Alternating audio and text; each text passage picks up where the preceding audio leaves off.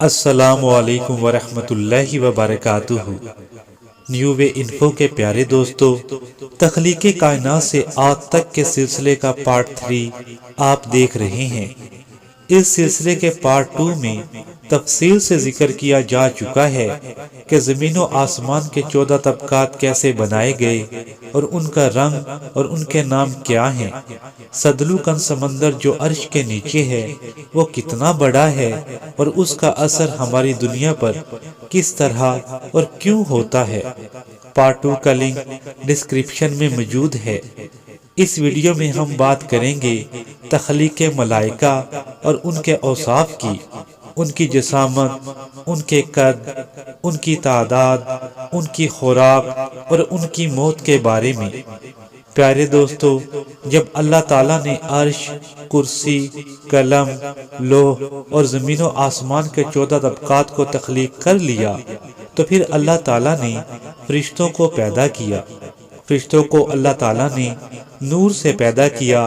سب سے پہلے حضرت جبرائیل علیہ السلام کو پیدا کیا گیا۔ حضرت جبرائیل علیہ السلام فرشتوں میں سب سے زیادہ خوبصورت اور جوان فرشتے ہیں۔ ان کا قد اتنا بڑا ہے کہ سر سدرۃ المنتہا تک پہنچتا ہے اور پاؤں تحت الثری تک۔ ان کے 600 پر ہیں، جن میں سے اگر وہ 2 پر بھی پھیلا دیں تو مشرق سے مغرب تک ہر چیز ان کے پروں کے نیچے چھپ جائے گی۔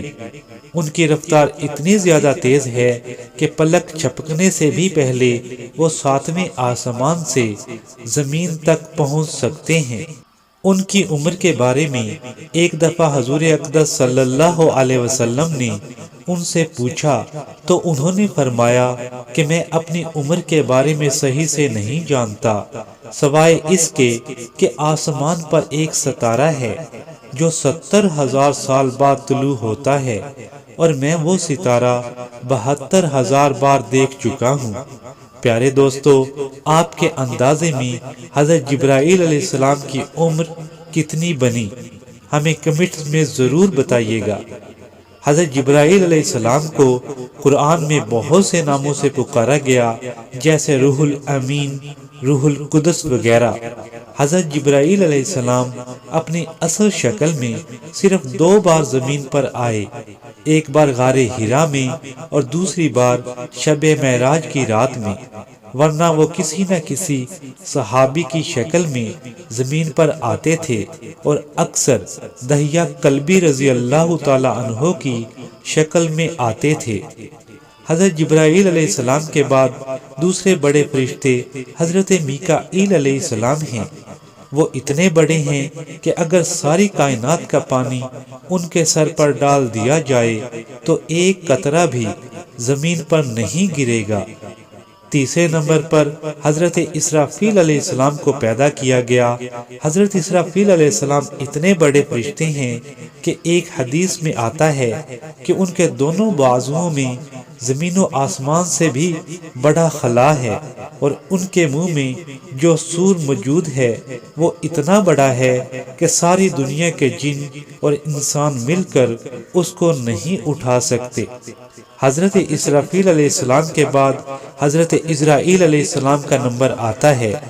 ان کے بارے میں حدیث میں کہا گیا ہے کہ وہ اتنے بڑے ہیں کہ ساری زمین ایسی ہے جیسے کسی کے سامنے کھانے کا تشت رکھا ہو، اور وہ یعنی حضرت عزرائیل علیہ السلام اس میں سے حسب منشا کھاتے رہتے ہیں۔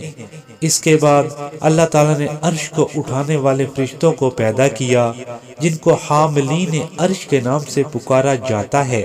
وہ اتنے بڑے ہیں کہ حدیث میں آتا ہے کہ حاملین عرش کے ایک فرشتے کا کان سے لے کر کاندھے تک کا فاصلہ اتنا ہے کہ اگر پرندہ 700 سال تک اڑتا رہے تب جا کر طے ہو۔ دوستو، وہ فرشتے حقیقت میں کتنے بڑے ہوں گے، ذرا سوچیں۔ حضرت ابن مسعود رضی اللہ تعالی عنہ سے روایت ہے کہ 4تھے آسمان پر ایک فرشتہ ہے جس کا قد زمین و آسمان سے بھی بڑا ہے۔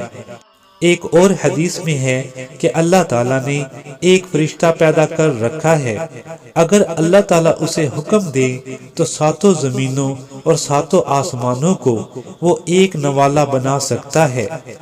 دوستو، فرشتوں کو پیدا کر کے اللہ تعالیٰ نے ان کے ذمہ مختلف کام لگائے، جیسے حضرت جبرائیل علیہ السلام کے ذمہ وحی کا پہنچانا، حضرت میکائیل علیہ السلام کے ذمہ رزق اور بارش کا پہنچانا، حضرت اسرافیل علیہ السلام کے ذمہ قیامت کے روز سور پھونکیں گے، حضرت اسرائیل علیہ السلام جانداروں کی روح قبض کرتے ہیں، کرامن کاتبین نامہ اعمال لکھتے ہیں، منکر اور نکیر قبر میں حساب لیتے ہیں، رضوان جو جنت کے دروغہ ہیں وہ آپ صلی اللہ علیہ وسلم اور جنتیوں کے لیے جنت کا دروازہ کھولیں گے، مالک جو دوزخ کے دروغہ ہیں۔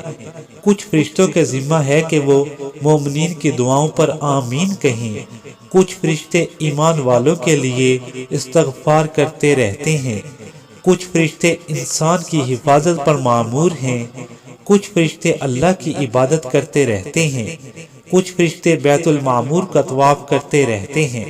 بیت المعمور کعبہ کے عین اوپر ویسا ہی اللہ کا گھر ہے۔ دوستو، کیا آپ جانتے ہیں کہ ایک روایت میں آتا ہے کہ بیت المعمور کو ایک قول کے مطابق شیطان نے فرشتوں اور جنات کے ساتھ مل کر بنایا تھا۔ ایک حدیث میں آتا ہے کہ جو فرشتے ایک بار بیت المعمور میں داخل ہوتے ہیں پھر قیامت تک ان کی باری نہیں آئے گی۔ ایک اور حدیث میں آتا ہے کہ بارش کے ہر قطرے کے ساتھ ایک فرشتہ زمین پر آتا ہے، اور جو ایک بار آتا ہے پھر دوبارہ اس کی باری نہیں آتی۔ کچھ فرشتے اسرائیل علیہ السلام کے ساتھ روح نکالنے پر مامور ہیں، کچھ فرشتے حضرت میکائیل علیہ السلام کے تحت رزق اور بارش کے کام پر مامور ہیں، کچھ جنت میں جنتی کی خدمت پر مامور ہیں اور کچھ دوزخ میں عذاب دینے پر مامور ہیں۔ اس سے آپ فرشتوں کی تعداد کا اندازہ لگا سکتے ہیں۔ دوستو، فرشتوں کی اصل تعداد صرف اللہ کے سوا اور کوئی نہیں جانتا۔ جنت اور دوزخ کا اور وہاں کے حالات و واقعات کا ذکر ہم آنے والی ویڈیوز میں انشاءاللہ تفصیل سے کریں گے۔ دوستو، روایات میں آتا ہے کہ فرشتوں کی خوراک اللہ کا ذکر ہے۔ وہ گھوم پھر کے ایسی مجلسیں تلاش کرتے رہتے ہیں جہاں اللہ کا ذکر ہو رہا ہو، اور جب ایسی کوئی مجلس ان کو مل جاتی ہے تو وہ آواز دے کر ایک دوسرے کو بلاتے ہیں اور ایک دوسرے کے اوپر کھڑے ہو کے آسمانوں تک ان کا تانتا بن جاتا ہے، یعنی اللہ کا ذکر ہی فرشتوں کی خوراک ہے۔ پھر ایک دن اس کائنات پہ آنے والا ہے جب اللہ تعالیٰ کے حکم سے حضرت اسرائیل علیہ السلام کائنات میں موجود ہر زندہ کی روح کو قبض کر لیں گے۔ تو اللہ تعالیٰ اسرائیل علیہ السلام سے پوچھیں گے اب کون باقی؟ تو اسرائیل علیہ السلام فرمائیں گے یا اللہ، جبرائیل علیہ السلام اور میکائیل علیہ السلام اور تیرا یہ غلام باقی۔ تو اللہ تعالیٰ فرمائیں گے جبرائیل علیہ السلام اور میکائیل علیہ السلام کی روح کو بھی قبض کر لے۔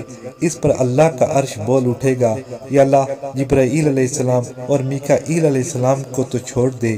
تو اس پر اللہ تعالیٰ فرمائیں گے تو چپ کر، وہ بھی میری ادنا سی مخلوق ہیں۔ اس پر جب ان کی روح کو قبض کیا جائے گا تو پھر اللہ تعالیٰ پوچھیں گے اب کون باقی؟ تو اسرائیل علیہ السلام فرمائیں گے یا اللہ، اوپر تو باقی، نیچے تیرا یہ غلام باقی۔ تو اللہ تعالیٰ فرمائیں گے تو بھی میری ایک ادنا سی مخلوق ہے، تو بھی مر جا۔ تو اس پر ساری کائنات کو موت کا پیالہ پلانے والا فرشتہ جب موت کا ذائقہ چکھے گا تو ایک ایسی چیخ مارے گا کہ اگر آج کوئی زندہ ہوتا تو وہ چیخ سن کر مر جاتا، اور وہ بھی مر جائیں گے۔ پیارے دوستو، اگلی ویڈیو میں ہم آپ کو بتائیں گے دو ایسے فرشتوں کے بارے میں جو انسانوں والی خواہشات لے کر ایک چیلنج کے ساتھ زمین پر آئے، جن کا نام ہاروت اور ماروت تھا۔ وہ کس نبی کے دور میں اور کس علاقے میں آئے، انہوں سے کیا غلطی ہوئی، وہ اب زمین پر کہاں قید ہیں، ان کی قید کب تک رہے گی۔ اگلی ویڈیو آپ کو فوراً مل سکے اس کے لیے آپ چینل کو فوراً سبسکرائب کر لیں۔ اس ویڈیو کو لائک کریں، شیئر کریں، اور آپ کو یہ معلومات کیسی لگی ہمیں کمنٹس میں ضرور بتائیں۔ جزاک اللہ خیرہ۔